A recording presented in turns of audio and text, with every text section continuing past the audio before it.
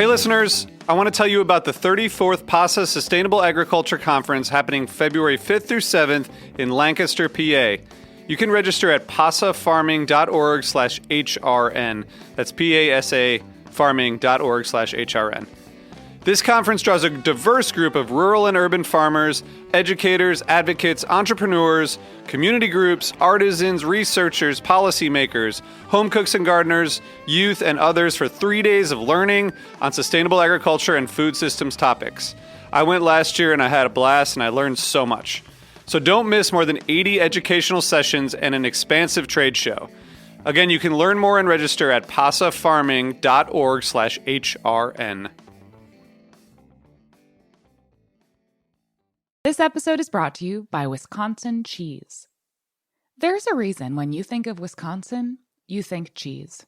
Cheese is a huge part of Wisconsin's history and future. In Wisconsin, the state of cheese, the tradition of cheese-making excellence began 180 years ago, before Wisconsin was recognized as a state.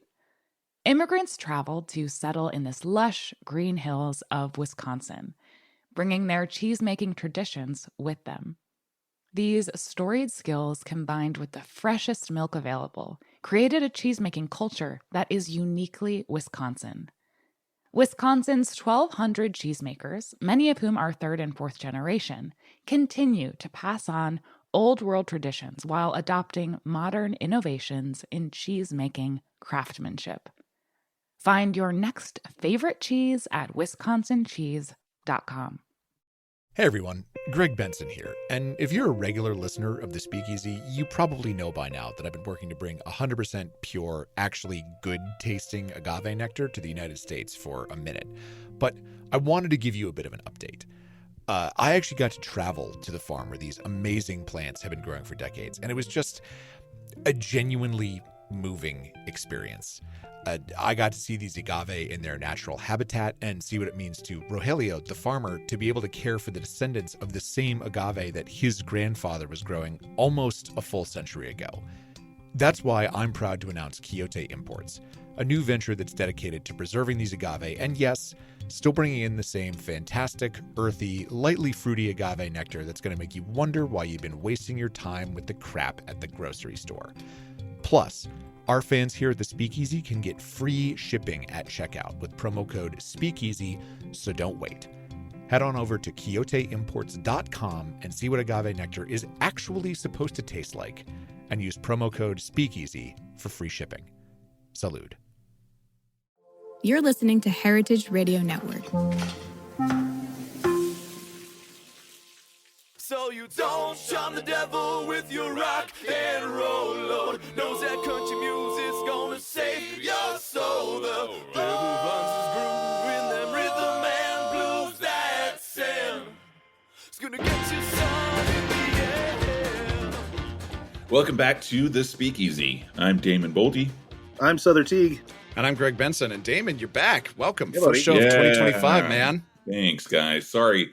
I've said this a billion times, but, having you guys on the show, I started this almost 15 years ago, and I was totally solo. And if there was a time that I had to miss a show, we didn't have a show for the week. So it's really nice to have you guys here, and it's nice to be back with you after the break and a busy January already.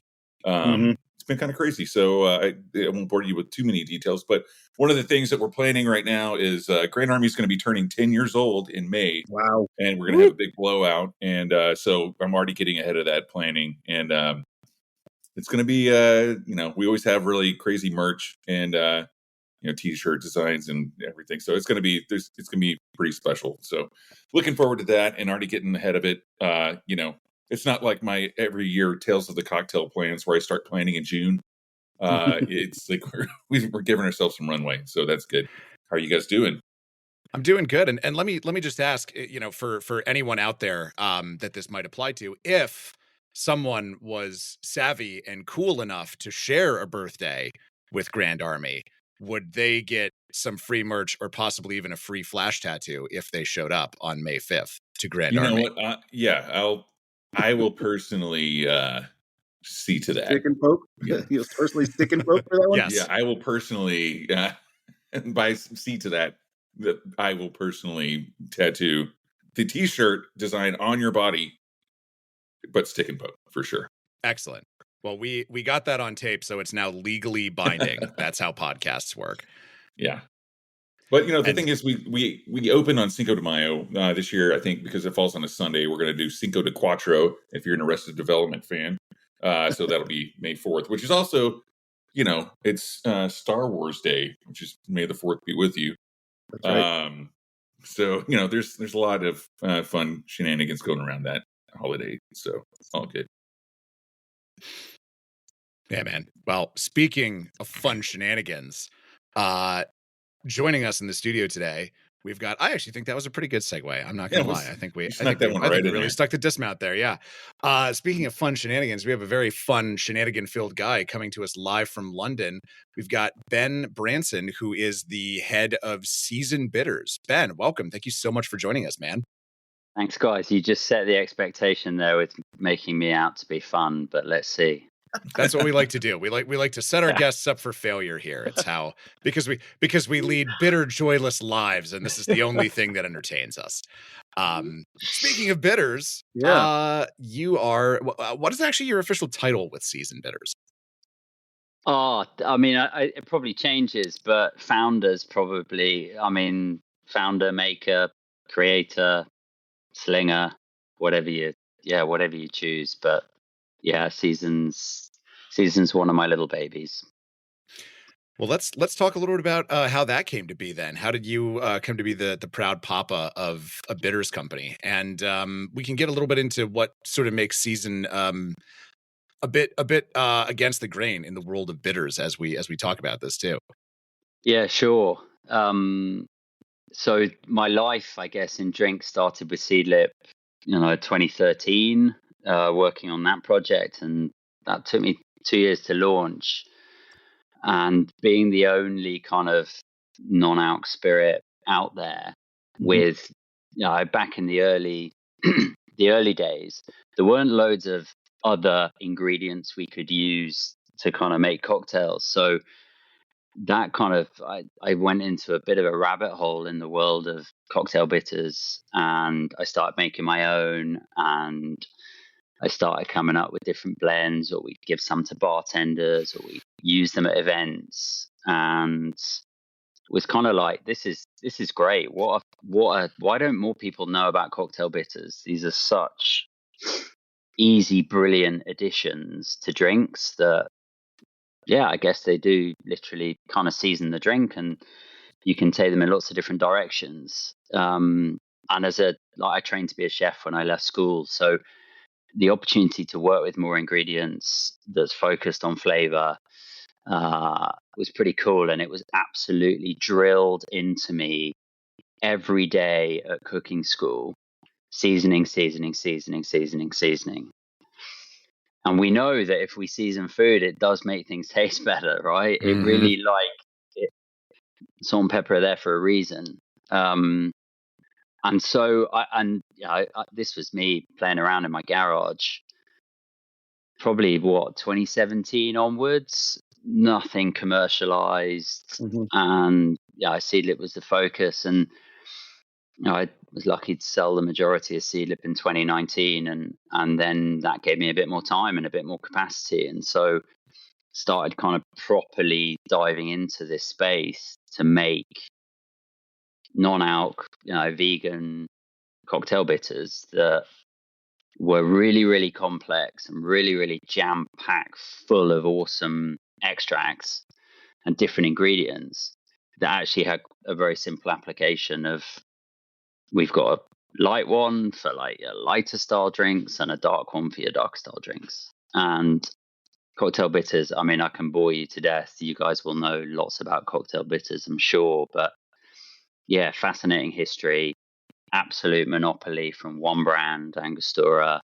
And these really easy, simple things that at home or in a bar can do so much for a drink. So yeah, we launched 12 months ago. We've made 2 products. We're now available in New York and Chicago and Austin and online. And the reception so far has been really exciting. So you were part of the founding crew at Seedlip, which of course we all know is a non-alcoholic spirits brand that honestly was sort of the tip of the spear of that whole category. And then Seasn is now a non-alcoholic sort of bitters. What made you drive towards the non-alcoholic section? I mean, are you a non-drinker, or are you a temperance drinker? Are you mixed sort of drinker? Like what made you want to focus on this particular category? So I'm a massive drinker. Sother. Nice. When I wake up in the morning, every fucking day I drink, but I just don't choose to drink alcohol. And so I tell you, you want to know, there are, I think, 7 species on this planet that do not need to drink anything. And one of them is a kangaroo rat, of all things. And so I'm like, I love drinking. I just, I don't choose to drink alcohol. But the ABV of a drink is actually the least interesting thing for me. I'm so much more interested in the experience, the hospitality, and the flavor of a drink, and whether you're happy with what you've got in your glass, regardless of the proof, and regardless of what the alcohol content is. So the fact that Seasn is kind of 0.0 is just because it can be.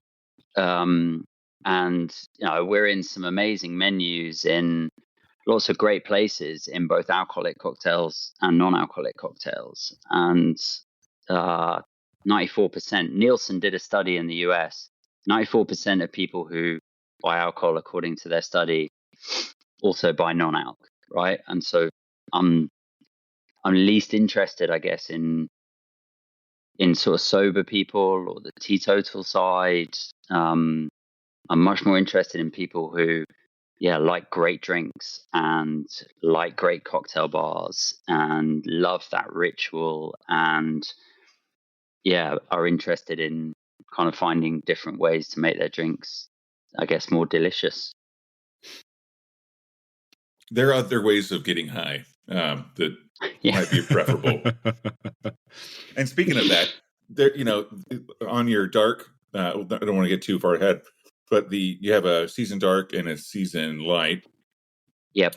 And the dark does say, notes of mushrooms. So that was anyway. We're not going to talk about that just yet. But no, the thing is, there's even from a business point of view, and from when we talk about bitters, they're commonly considered. You mentioned Angostura. The first alcohol that I ever had was a shot of Angostura bitters, because I grew up in essentially a dry county in Oklahoma, and I found that in my local grocery store, and I was looking around, and I was like, I was looking around at the Mr. and Mrs. T's margarita mix. I'm like, there's no alcohol in this. I was very young, too young to be curious about it, but it was, it was scheduled as a food product, as a non-alcoholic product, right? So, and then there was kind of a revelatory situation with Bitter Truth, which they realized that, so to be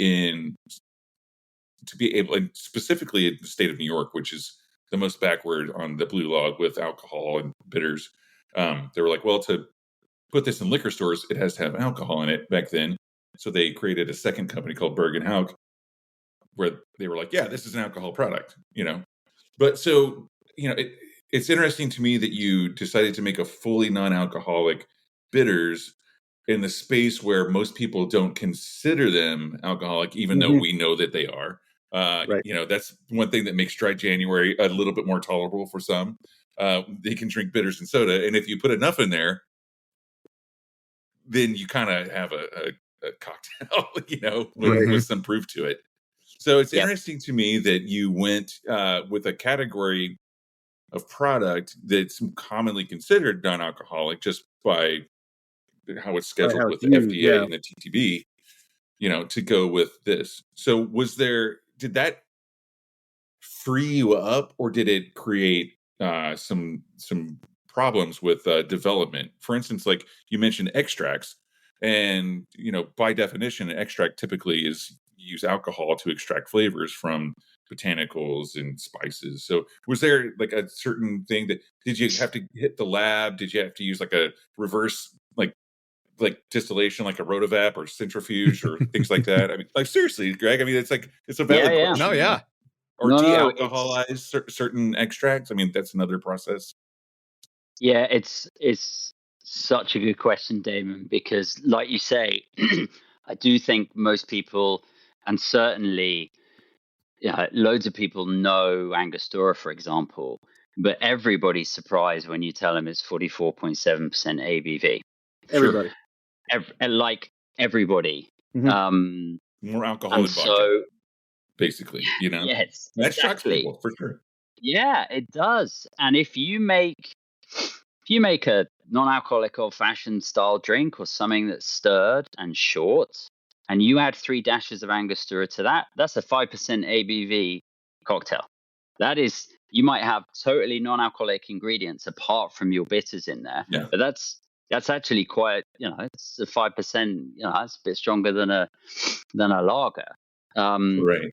So I think there's 2 pieces to it. One is, look, cocktail bitters are not the widely biggest known drinks category on the planet, right? There's a niche there, and 85-90% of it, market share wise, is one company, and so there's an Teague. education. Oh, sorry. I mean, Angostura. So there's an education piece there that's important. I think in the UK, loads of people don't even know what cocktail bitters are, right? And so they don't even know whether they're alcoholic or non-alcoholic. They're not even to any kind of level of knowledge. And actually, we're finding we can introduce people to like, hey, do you want an easier way to like play bartender at home and add some flavor as a hack to kind of season your drinks? And that might be a soda, that might be a ginger ale or a tonic water. And you can very easily, with 3 dashes, like add some really great flavor to your drink that's really simple, really easy to do. That's nothing to do with kind of like the history of cocktail bitters. That's not trying to educate people on, hey, did you know that the ABVs of cocktail bitters can go from like 0.0 up to 45%? So there's an aspect there of like, there's I don't know, some sort of modern reintroduction or reimagining of how we can make drinks and make them easy and inclusive and like grown up and sophisticated. From a like product formulation perspective, just because cocktail bitters have always contained alcohol as their kind of as that base, I'm kind of like, well, why do they have to? They don't have to always contain alcohol just because that's what has been done. And actually making a product, we've managed to make a product that has similar viscosity to an alcoholic bitters, that behaves in a very similar way. Because if you think about it, we're not adding cocktail bitters to a drink because of its alcohol content. We don't need its alcohol content. Right, we're looking for that punch of flavor. Yeah, we're looking for what it does flavor-wise, and I guess then functionally in terms of accentuating other flavors or adding depth or complexity. Binding flavors too. I feel like it really binds. Yeah. So I'm kind of, I guess I'm trying to turn 2 things on their head, which might be totally foolish, right? And a stupid idea, but I'm trying to turn the idea of like, just because they've always contained alcohol doesn't mean they have to. And even if they don't, they can still do the job that they should do and can do. That's amazing to making drinks. And then I'm also, I guess, turning on the head the idea that you need loads of different cocktail bitters in your arsenal, and you need to maybe, have huge ranges to choose from. I'm kind of going, actually, you can have two and they can service all your drinks needs. And that could make it maybe simpler or easier for someone to kind of go, oh, actually, if I want something that's maybe agave based or is a lighter, brighter kind of drink, then Seasn Light will help brighten that and add kind of green, citrus, more floral character to that. And if I want something that's maybe in a brown spirit space, or something that's more in that kind of ginger cola, that type of darker, richer area, then Seasn Dark can enrich that side of the drink space. Because like we all walk around thinking about drinks quite a lot, probably, and is part of our jobs, but most people don't. And so I just want to try and make it as simple as possible for people to just be able to do something really fast, dash and get more flavor. Yeah, I think the obvious comparison here is, let's go to the kitchen and be a chef and say, I might have a whole spice rack full of items, cilantro and cumin and coriander or whatever, but I've always got salt and pepper, right? So this is the salt and pepper. This is the backbone. This is what's necessary for everything, and then the other flavors can be either superfluous and unnecessary, or they can be additions beyond that. The modifiers, if you will. Yeah, exactly. But I think what I'm curious about, and I think maybe where Damon was going with his question was, alcohol. Water is the universal extractant, right, or universal solvent, I should say. We learned that in 6th grade chemistry class, but it's not a very good one. What's a much better one is alcohol. So alcohol always being the extractive agent is kind of why I think bitters start there, and yours doesn't. So this means you had to go into the lab, and I bet you've got some pretty interesting things to say about what happened in the lab that you can get these same results or similar results. Yeah, so glycerin, so alcohol is an amazing solvent, right? Water is a dreadful solvent, as you've just said, Sother. Sure, works real slow, though. It works real slow, but it's really fucking unstable. Sorry, can I swear on here? Is that right? Yeah. Oh, yes, please do. Yeah, we got the parental advisory at the top of the show. Okay. Water is slow, unstable, kind of unsafe is a big word, but it's not a great solvent at all. Glycerin, actually, in the right hands and used in the right way, is incredibly stable. It's not as fast and effective as alcohol, but it's still pretty good from a solvent perspective.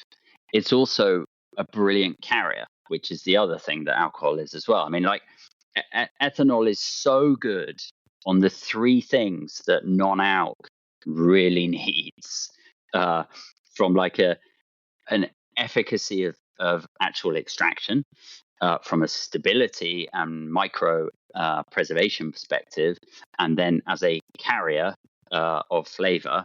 Ethanol is absolutely first class, and water obviously isn't. Glycerin sits somewhere in the middle.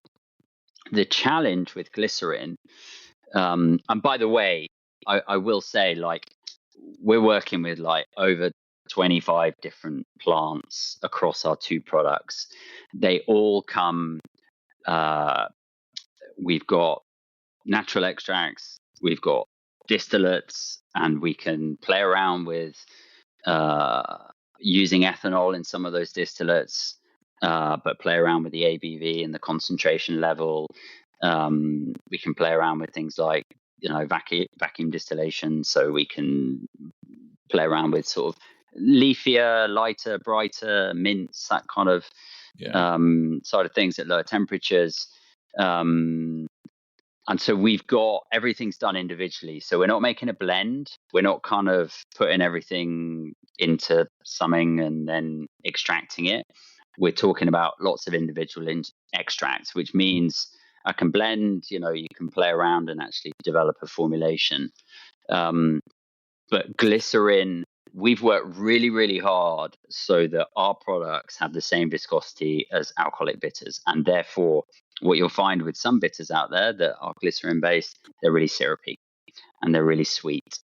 And we want something that has a really great bitter backbone and cuts through and is, dashes well and is, same sort of experience and ritual as using a bitters that has alcohol in. Well, since So you've what- already like called out like Angostura as a brand, I mean, like another big brand, I would say probably second to Angostura would be Fee Brothers, and like they are glycerin based, and there's been,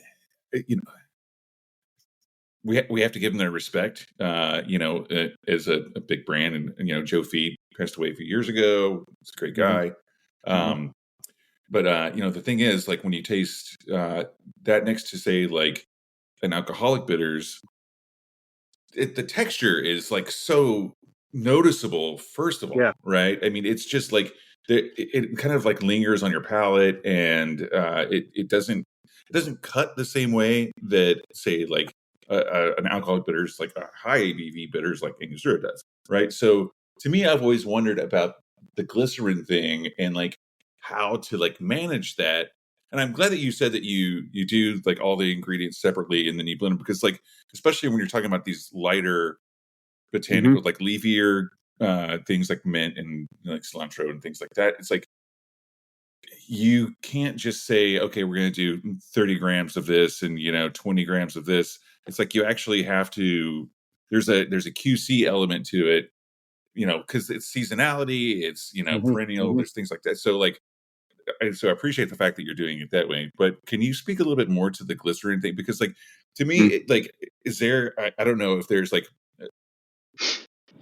I've always wondered about, I'm actually working on a project right now where it's like de-alcoholizing, slightly cutting down the ABV on a bitters for a certain project. And that's going to require some glycerin. So I'm fascinated personally, not to like give all your secrets away, but but Damon, I tell you how, and it's not simple, but I tell you how.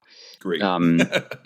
You can do it. So, for example, in Seasn Light, we have 3 things that I want to say the word mask, but that's being probably a little unfair to our liquid. But that guard against and go directly against everything that you've just said about how glycerin can perform in a bitters context. The first one is sea salt, right? So we add sea salt in. We know, and I'm sure you guys will know from food principles and like the impact of salt on food and cutting through and taking sweetness in a different direction. It also makes sense though, because Seasn is very savory. Both of them are. Yes. That's really cool. Okay, cool. That makes sense. So sea salt is one. In Seasn Light, we use a jalapeno extract. So I'm not interested in like trying to mimic ethanol burn or anything like that. Right. I'm interested in the flavor and function that jalapeno can bring to a liquid. So it brings loads of greenness, right? I think jalapeno is a like amazing material. And then it brings obviously some great heat, which again, I don't want to say tricks your mind, but kind of does trick your mind and tricks your palate. And then the third thing, that I'm not sure, I haven't tasted loads and loads of people's different cocktail bitters, but obviously bitters is in the name, and bitterness is an aspect that cocktail bitters should bring to, can bring to a drink. And so we found this shrub in India called King of Bitters. And I've not come across another bitters brand using King of Bitters, but its name is, synonymous with how it tastes, right? It's incredibly bitter.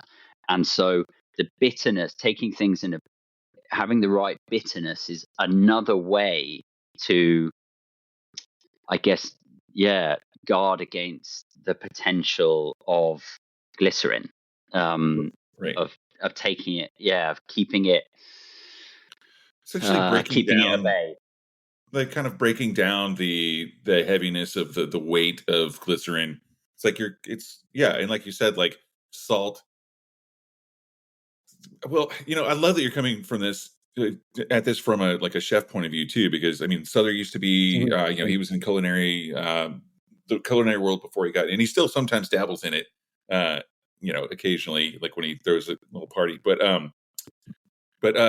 there's two things that like they're palate stimulators, like salt and sugar, right? So like actually the salt on your palate can stimulate, like you can actually taste more of the other botanicals, which is like it's kind of like you said, it's kind of like a redirect almost, where it's like it is kind of distracting away from the texture, because like especially with the capsaicin, and then you're like, oh, there's like a lot more going on here, and so that's really cool. I mean, it's like it's primitive trying to cut science. through it. And similarly with Seasn Dark, we've got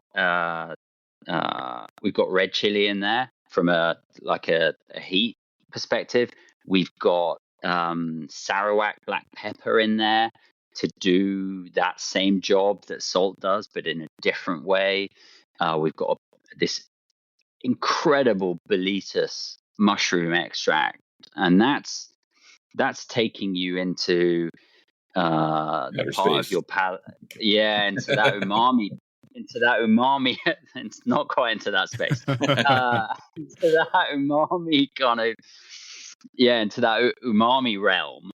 And so it is kind of redirecting things, and telling your palate different things than you might be expecting, or you might maybe have preconceived notions of like, glycerin, wow, I think that's going to be syrupy or sweet or just not the same kind of texture that I'm looking for. Mm-hmm. Right. Hopefully we're trying to sort of crash through that. Cool. Well, I kind of want to dig into like the where you got this sort of the trial and error and the chemistry know-how, because I would imagine coming from the world of Seedlip, you're pretty knowledgeable about how to get these sorts of flavors out of the various ingredients that you're using without actually introducing booze into the mix. So as you're doing this, like what is I guess mostly I'm asking kind of like almost a corporate question, like how are you setting up the business here? Like, what is there like sort of a Walter White character that you brought on who's like a lab genius, or is it more you kind of directing like, okay, I think this and this will work? I'm saying this and this because you sent me the names of the chemical compounds that you're using, exactly. but I have forgotten them and was never able to pronounce them in the first place. So is that sort of the where do you start working with these flavors, and how did you kind of know you were going in the right direction? So I'm not a chemist, I'm not a scientist, and I'm not first approaching it, I guess, from a scientific perspective. I'm approaching it from I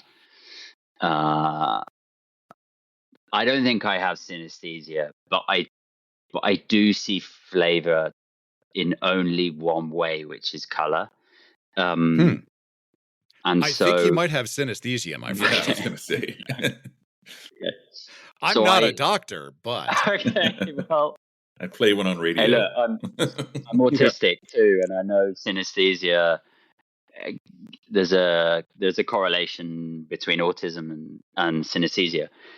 Anyway, so I have in my mind the colors, and that then directs the sort of flavor profile, and that directs the mind map of I kind of, for example, with Seasn Light, I was sort of like, well, it is neon green, and it's this really electric, zippy flavor profile, and that throws in lots of green and white kind of ingredients in my head, and so I want to look at everything from mints and elderflowers to like beautiful, bright, crisp green apples, and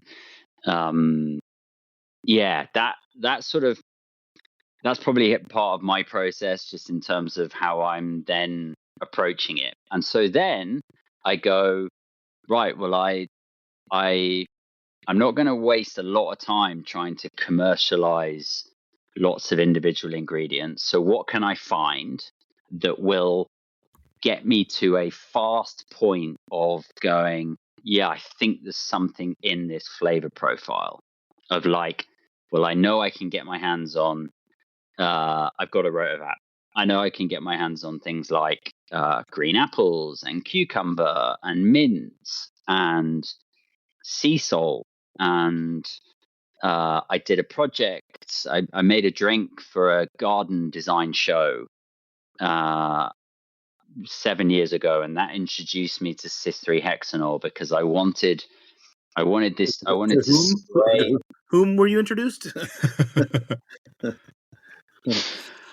Cis-3-hexanol. I'm going to tell you about in a second. But I'm just forever collecting these like memory reference points or flavor reference points, and so yeah, was introduced to cis-3-hexanol because I wanted to.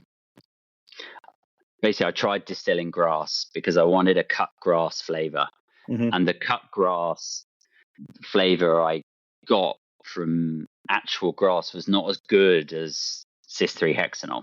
So cis-3-hexanol is an organic compound found, good mug, Damon, found in mint.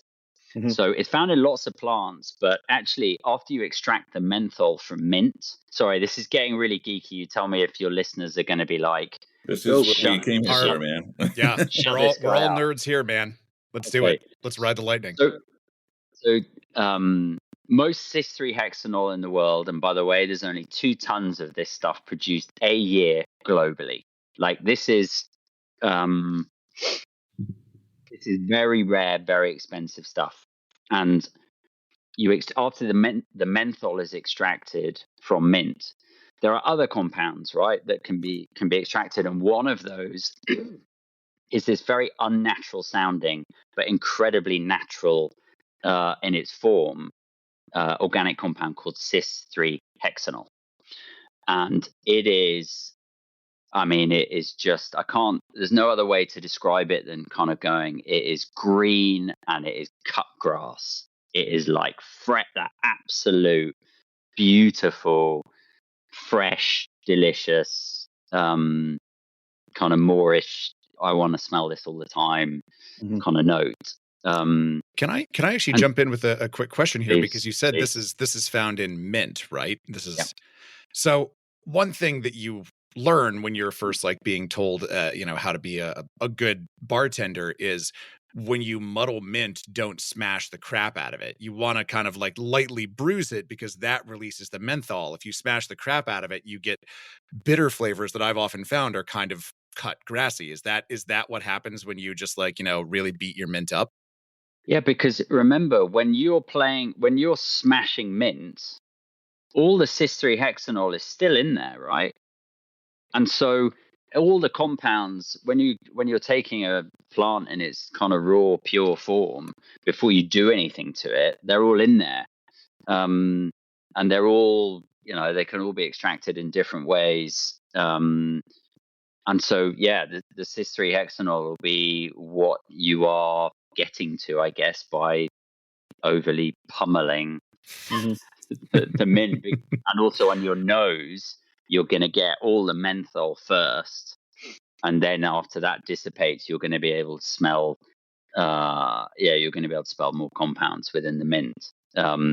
So to answer your question, because I haven't actually answered your question yet, I kind of hacked my way to, is there something in this flavor profile on both light and dark? So on the 2 products. Then I went and I have a ingredient supplier who's probably 40 minutes down the road from me in the countryside where I live, where we're based. And then I can take the liquids that I've made, and I can go and see these ingredients company. And I did this with Seedlip as well, with the same people. And I'm like, okay, I want to commercialize this, guys. Here's what I'm missing or I can't get hold of. Here's what I don't know how to do.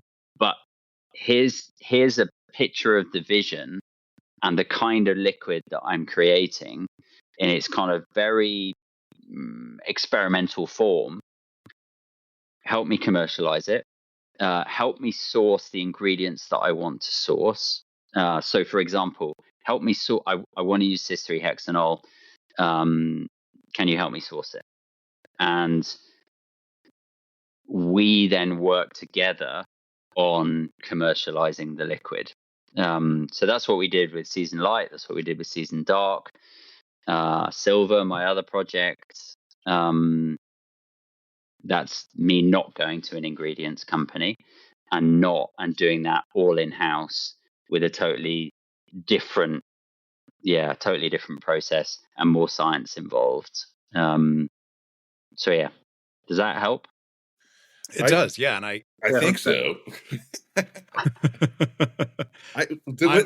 Greg, we're not chemists either. Just to clear the air. To me, I kind of like. This has happened recently with another bitters that I don't know if it's the Angostura bark in it, but it like when I smell it, it smells like Nag Champa to me. You know, the classic incense, and it takes me somewhere like 25 years ago. You know, in my youthful youth. Speaking of mushrooms, but then this, with the cis-3-hexanol, it's like, and you're talking about this fresh cut grass. I mean, to me, it seems like there's some olfactory trigger there with like a memory that you're kind of like tapping into something that almost in the same way. It's like, living in London or living in like New York City, like the three of us, and now I'm in San Francisco. It's like there's something about that. Honestly, it's kind of like when Greg has an agave company, and like Sother and I went to Oaxaca with the radio show, and it's like getting away from the city. There's something about that, and like being in the agave fields and at the palenques, and like so like to me, like when you're talking about the cis-3-hexanol, it's very like chlorophyll, very verdant, and it's that fresh cut grass that kind of takes me back decades and also away from the city. So there's some sort of escapism, like natural escapism that I'm getting from that. I have both bottles, but they're at my office right now. I could be going on this trip right now, but I'm kind of glad that that I don't even have to, because you're here explaining these things to us. So it's really cool. I mean, was that like, tell you. No, that was. I mean, it sounds like you were going for something that really took you back to a fresh past, but in a way taking you into the future at the same time.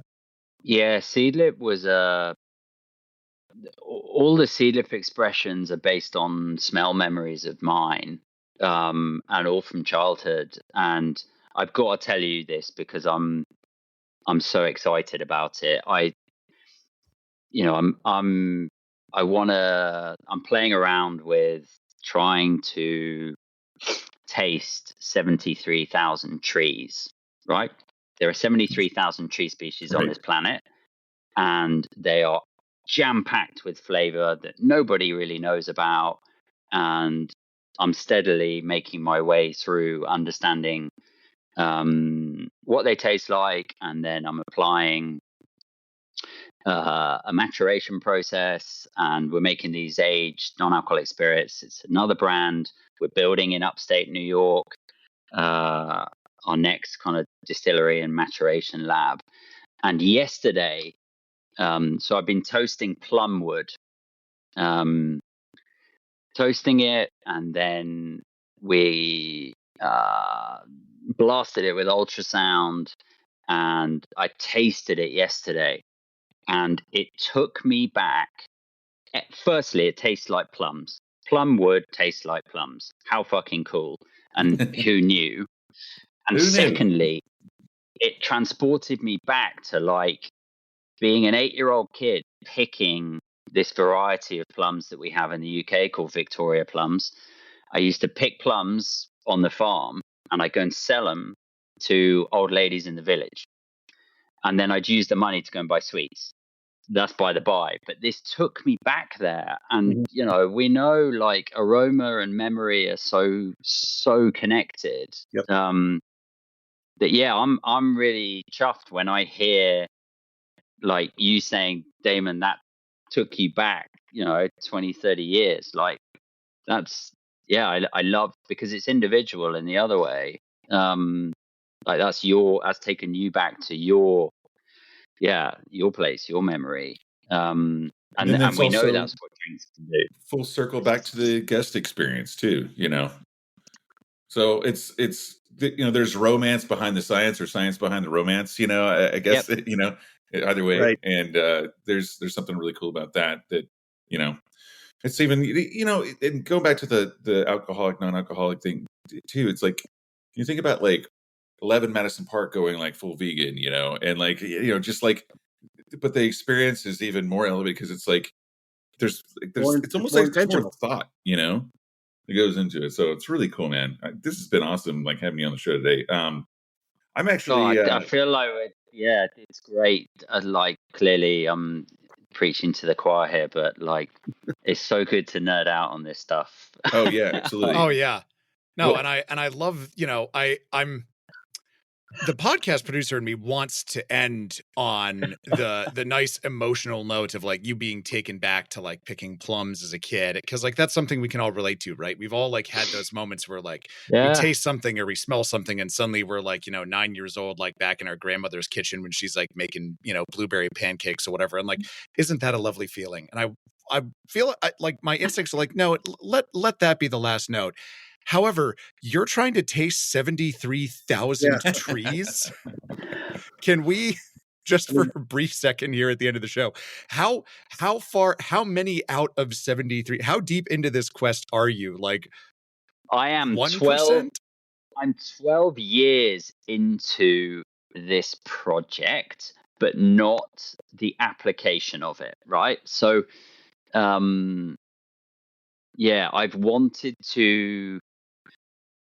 I've been really interested in, I love the world of aged spirits. And I think the sense of time and place, people, process, the provenance, I'm really attracted to that. And I'm really attracted to wood and trees, and the craft and the science, and being able to sip something and slow down, and like that I'm really drawn to. I'm also really drawn to a challenge, right? Both a like intellectual challenge and a practical challenge of you know, finding ways to extract flavor from wood in different ways. We're putting stuff in barrels, sure, but we've also found other ways of maturing liquids, which is really exciting.